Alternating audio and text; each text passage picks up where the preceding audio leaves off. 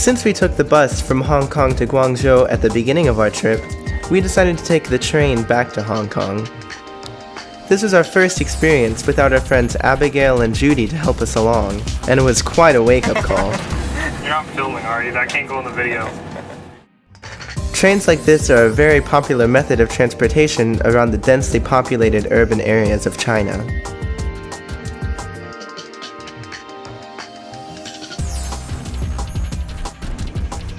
At this point in the trip, we were all exhausted from both the jet lag and the extraordinary amount of walking we did in Guangzhou.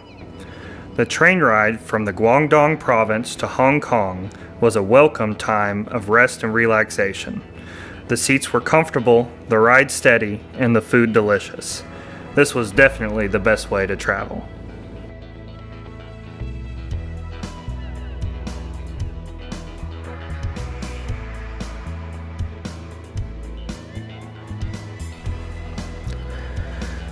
Hong Kong has one of the highest rates of public transportation usage in the world, due mainly to the extreme population density of 16,576 people per square mile.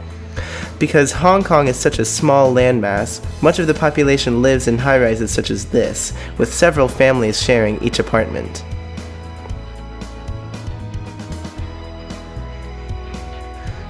In addition, Hong Kong is the most vertical city in the world, with more people working above the 14th floor than anywhere else.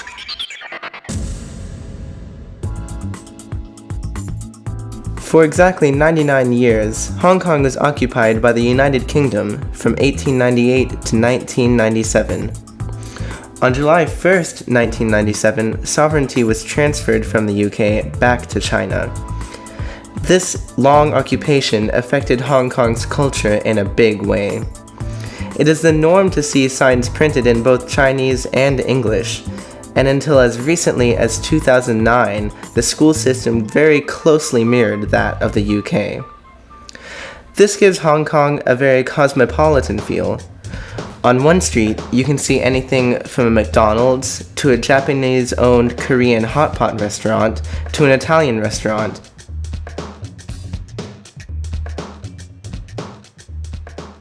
There are many different ethnic groups represented in Hong Kong. Walking around the city, you're exposed to different languages, foods, cultures, people from all over the world. During our stay in Hong Kong, we met people from America, the United Kingdom, France, Germany, Australia, Thailand, India, and many people from mainland China.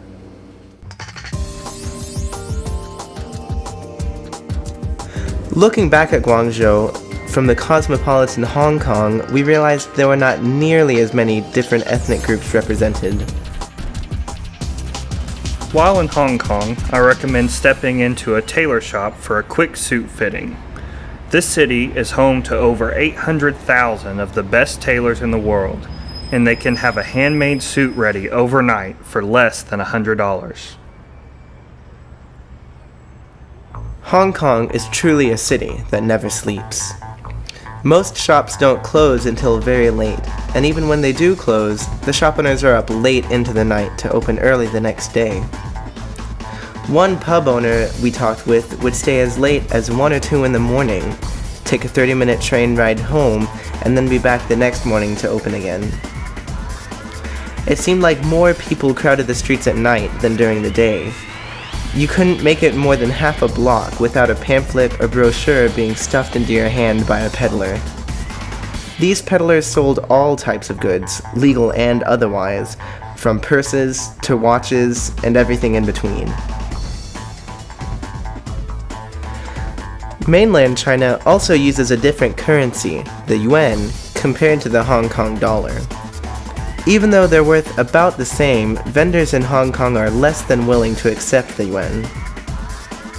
In a city dominated by popular culture, traditional music has become increasingly rare. In spite of this, it is still not uncommon to see traditional Chinese culture in the streets of Hong Kong.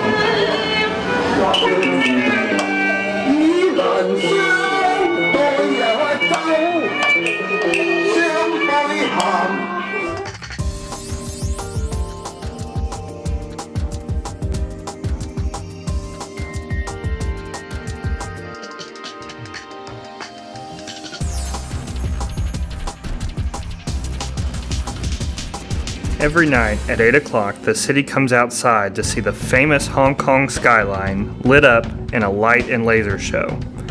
It was overwhelming to witness the whole city partaking in this spectacular event.